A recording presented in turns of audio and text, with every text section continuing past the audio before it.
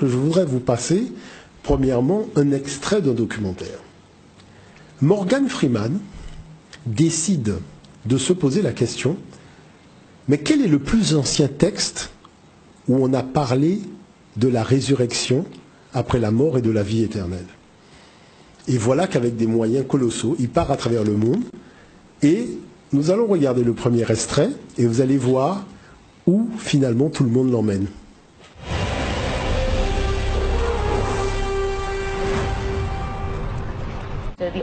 L'idée que les gens ont aujourd'hui de la résurrection a pris naissance ici, à Saqqara, il y a 5000 ans. C'est donc là où est née l'idée de la vie après la mort? Oui, on pourrait dire ça comme ça. Nous empruntons maintenant la chaussée qui mène au temple d'Amosis. Oh mon Dieu, c'est incroyable! C'est fabuleux, n'est-ce pas? Que racontent tous ces hiéroglyphes? Ce sont des formules magiques ou des incantations religieuses qu'Amosis a fait graver dans la pierre. Quand l'heure était venue de passer de ce monde-ci à l'autre, il devait réciter toutes ces formules et elle lui fournissait des instructions. Lorsqu'il traversait des passages dangereux, par exemple, elle lui disait que faire ou que dire. Que disent-elles précisément? Il y en a une ici qui permet à Amosis, en récitant la formule magique, de triompher des démons. Cette autre-là indique qu'Amosis continuera à s'élever et que son âme vivra éternellement. En gros, celle-ci lui permet d'établir sa domination sur toutes les créatures à tête de démons. Son nom est inscrit sur toute la longueur du mur. C'est ce que j'étais en train de regarder. Il y a plein de dessins identiques. Et ça, c'est son nom? Oui. C'est fabuleux, c'est-à-dire que vous avez Morgan Freeman qui dit « mais j'aimerais bien savoir quel est le plus ancien texte religieux », c'est-à-dire là où, pour la première fois, on a abordé la problématique de la vie après la mort, c'est-à-dire quelqu'un qui ressuscite d'entre les morts le 3e jour. Et vous avez vu où on l'a emmené? On l'a emmené en Afrique. Maintenant, ce qu'il y a de particulier, et l'erreur, vous voyez, ici, c'est que le spectateur qui regarde ce documentaire ne sait pas lire les hiéroglyphes. Effectivement. Regardons le deuxième document, mais par contre, je vais le commenter. Alors, premièrement, nous ne sommes pas dans le tombeau de Amosis. C'est faux. Parce que partout, sur le mur, c'est marqué que nous sommes dans le tombeau de Ounas, qui est le dernier roi de la 5e dynastie. Donc, est-ce que vous avez vu l'importance de savoir lire les hiéroglyphes? Tout à fait. Vous voyez?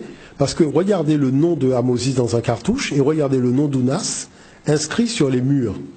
Donc, vous voyez bien qu'on n'était pas dans le tombeau d'Amosis. Sauf que dans la version anglaise, c'est bien Ounas. C'est la version française qui fait semblant d'avoir dit Amosis, alors que la version anglaise a bien spécifié Ounas. D'accord. Maintenant, regardez, il est vivant, Jésus-Christ, il n'est pas mort. Qu'est-ce que vous lisez sur les tombeaux? Donc, c'est-à-dire sur les textes, vous lisez, il est vivant, il est vivant, il est vivant, c'est Ounas, il n'est pas mort. C'est-à-dire la seule chose qui a changé, c'est qu'au lieu de mettre Jésus, on a mis Ounas. Ouais. Mais le texte est le même. Et regardez, une vie après la mort, d'Osiris à Jésus, et qui a fait ça? Le monde de la Bible. Ok. Donc, qu'est-ce qu'on peut dire par rapport à ça? Il y a dans ce tombeau une somme d'informations qui dépasse l'entendement. Mais la dame qui est égyptologue, elle n'est pas africaine de souche, puisqu'elle fait partie de ceux qui ont envahi l'Afrique au 7e siècle. Donc elle ne peut pas, comme ça, sur une chaîne de télévision internationale, faire preuve ni de sincérité, ni d'objectivité. Elle a juste dit le minimum. Voilà le premier texte qui a parlé de la vie éternelle, qui est l'original de tous les autres textes qui vont en parler, même ceux de la Bible. Vous voyez l'affaire? Maintenant, la chose, c'est quoi? C'est la première fois qu'on a la mention d'un Dieu unique. Vous avez vu qu'elle n'en a pas parlé. C'est la première fois qu'on a la mention du Fils de Dieu qui juge les vivants et les morts et qui leur accorde la vie éternelle. Elle n'en a pas parlé. C'est la première fois qu'on a le rituel du pain et du vin, c'est-à-dire le dernier repas. Elle n'en a pas parlé. Vous voyez ce dire par là? C'est la première fois qu'on a les prières, notre Père qui est Dieu. Elle parle de formule magique, mais lis la formule. Parce qu'effectivement, je vous salue Marie, ça peut être aussi une formule magique. Mais donc quand c'est écrit sur un mur africain, c'est une formule magique, mais quand c'est un livre, hein, ça devient une prière. Vous voyez comment on joue sur les mots? Donc qu'est-ce que je veux montrer simplement? Je veux montrer aux gens que le problème de fond, c'est que nous sommes en relation avec des civilisations qui défendent leurs intérêts. Et celui qui ne s'est pas armé de connaissances se fait manipuler. Ce n'est pas une question d'être dans le vrai ou d'être dans le faux. La problématique de fond, c'est qu'aujourd'hui, il y a un grand jeu de dupes qui se joue sur la scène internationale. Et si vous n'êtes pas armé de connaissances, eh bien, on peut vous faire prendre des vessies pour des lanternes. La problématique de fond, c'est que ce mur, moi je le lis.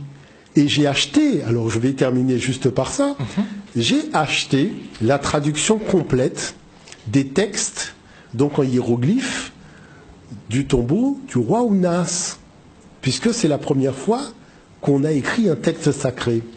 Vous imaginez qu'à la formule, donc au verset 345, c'est là où vous lisez que Osiris dit « Buvez, mangez ceci, ceci est ma chair, buvez ceci, ceci est mon sang ».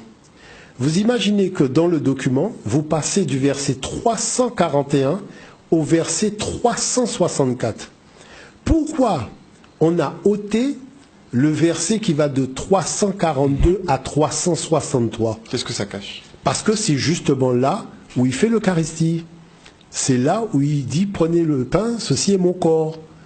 Donc, c'est-à-dire vous achetez un document, c'est marqué traduction du tombeau du roi Ounas, un hiéroglyphe translittéré en français, et les chapitres où vous savez qu'il y a de l'information qui vous intéresse, ah ben c'est directement ça qui est passé sous silence. Donc vous voyez que c'est ça la problématique de fond. C'est-à-dire même si vous êtes animé de bonne foi et que vous allez prendre une documentation, si vous n'avez pas compris que toute documentation aujourd'hui répond à une géopolitique, eh ben vous pouvez être manipulé. C'est vrai ou pas vrai ce qu'il y a dans la Bible? Alors, il faut savoir que la Bible même dit que ce qu'il y a dans le livre n'est pas vrai. Ça, des fois, je prends les gens en stop, ils ont la Bible, ils vont eux-mêmes à la page, ils lisent. Je garde d'ailleurs la voiture, parce que je sais que ça va être quand même un choc. Mais il faut savoir que même dans un Réveillez-vous, vous avez quand même une ligne d'information. Même si c'est écrit de façon tout petite, mais vous avez toujours une note qui vous dit attention. On n'a pas l'assurance de la véracité de ce qui va être dit. D'accord? Pourquoi? Parce qu'il faut savoir qu'il y a quand même des procès où on demande aux ecclésiastiques de prouver ce qu'ils disent. Et c'est pour ça que maintenant vous avez des notes d'information partout. Bon. Maintenant la chose c'est quoi? Parce que il faut bien comprendre une chose. Il faut partir depuis le début. L'homme est né en Afrique. L'écriture est une invention de l'Afrique. Papier vient de papyrus. D'accord? Sauf que, chose vraiment surprenante, alors que toutes les écritures portent le nom de leur peuple, par exemple l'allemand c'est l'écriture des Allemands, voilà une écriture, qui est l'écriture de l'Afrique de l'Antiquité, qui ne s'appelle pas l'écriture égyptienne. Elle s'appelle Medunetcher. Donc les Grecs vont la traduire sous le nom de hiéroglyphe, en disant gravure sacrée. Mais Medunetcher, Medu ça veut dire les paroles, Netcher ça veut dire Dieu, ça veut dire les paroles de Dieu. Les Saintes Écritures. Voilà, donc c'est-à-dire les Saintes Écritures. Maintenant, voilà que lorsque les Grecs arrivent en Afrique, ils découvrent des textes sacrés sur papyrus. Et ils vont utiliser au 5e siècle, pour la première fois, le nom de Biblus. Et donc ce nom de Biblus, c'est là-dessus, parce qu'il ne faut pas oublier que lorsque les Européens arrivent en Afrique, ils sont polythéistes. Alexandre le Grand est polythéiste. Il ne faut pas oublier que quand vous lisez les textes bibliques, vous voyez bien que les peuples du Proche-Orient sont des peuples fondamentalement polythéistes, qui se battent pour intégrer la sphère du monothéisme. Mais l'Afrique a toujours considéré le soleil comme étant la manifestation du Créateur. Le soleil n'est pas le Créateur, mais c'est sa manifestation. Parce que c'est la lumière, voyez, qui chasse les ténèbres. Et chose particulière, c'est que le soleil, il y en a un seul. Donc voilà pourquoi c'est une pensée qui est radicalement monothéiste. Et deuxièmement, Dieu ne peut pas être jaloux. Pour quelle raison? Parce que qui peut rivaliser avec le soleil dans l'univers? La preuve, quand il n'est pas là, il fait nuit. S'il y avait un précédent, il aurait pris la place, comme ça on n'aurait pas allumé la lumière la nuit. Donc c'est pour cette raison que nos ancêtres ne sont pas rentrés dans ces discussions-là, parce que ces discussions ne cadraient pas avec la vision de la spiritualité qu'ils avaient, pas de la religion. Maintenant, on va recevoir des étrangers. Donc vous voyez, Moïse a été instruit dans la connaissance de Dieu dans les temples de Pharaon. Il faut savoir que ce n'est pas Pharaon qui a quitté l'Afrique pour aller chez Moïse apprendre à connaître Dieu. Ce sont ces gens-là qui ont quitté là où ils étaient pour venir chez nous. Même chose pour Alexandre le Grand. Ce n'est pas les Africains qui ont été en Europe voir l'empereur romain pour lui dire « apprends-nous à connaître Dieu ». Ce sont les Romains qui sont venus en Afrique. Ce sont les Grecs qui sont venus en Afrique. Ce sont les Arabes qui sont venus en Afrique. Ce sont les Hébreux qui sont venus en Afrique. Regardez bien, tout le monde vit en Afrique. Mais la question, c'est que si tout le monde vient, c'est qu'il y a quelque chose qui intéresse tout le monde. Et ce qui intéresse tout le monde, c'est non seulement la connaissance des sciences, puisqu'il y a les pyramides qui en témoignent, mais aussi une pensée spirituelle qui dépasse l'entendement. Et lorsqu'il a fallu statuer sur un certain nombre de choses, c'est l'Afrique qui l'a emporté. La vie éternelle, le baptême, le mariage, voyez, l'extrême onction, toutes ces choses-là, l'Eucharistie, la messe, tout ça, ça vient d'Afrique. Vous voyez l'affaire? Et c'est pour cette raison que les pères de l'Église, Alexandre d'Alexandrie, Clément d'Alexandrie, tous ces gens-là, c'était des Africains.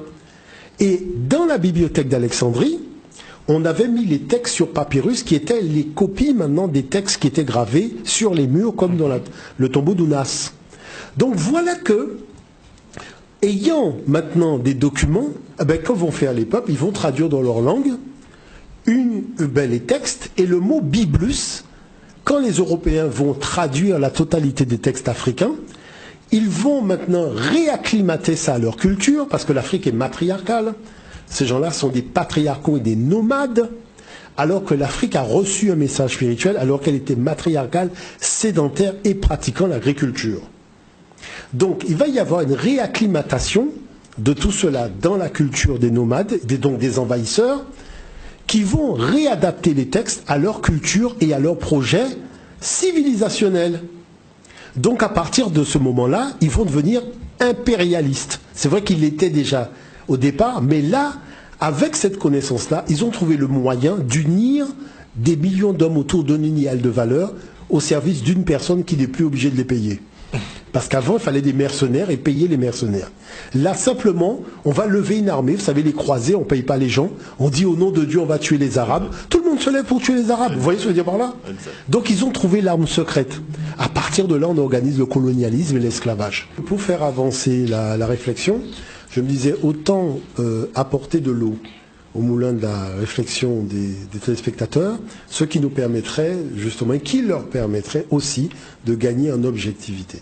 Donc voilà le document numéro 3. Voilà, que nous allons leur permettre de visualiser. La croyance en l'au-delà ne s'est pas seulement propagée à la nouvelle classe moyenne émergente. De l'avis de certains experts, le livre des morts est même allé jusqu'à influencer les textes sacrés juifs et chrétiens. La vision de l'au-delà des premiers chrétiens était en grande partie issue de l'Égypte antique. C'est d'ailleurs logique, parce que la plupart des pères de l'Église chrétienne étaient égyptiens de naissance. Au moment de rédiger des écrits sur la nature et la substance de l'au-delà, ils se sont référés à des concepts égyptiens, parce que la Bible laissait bien des points sans réponse. L'idée de la résurrection plaisait beaucoup aux Égyptiens, qui ont toujours été très préoccupés par la vie du corps, par la vie éternelle du corps. Leurs pyramides et d'autres édifices montrent que la religion égyptienne était un culte de la vie après la mort.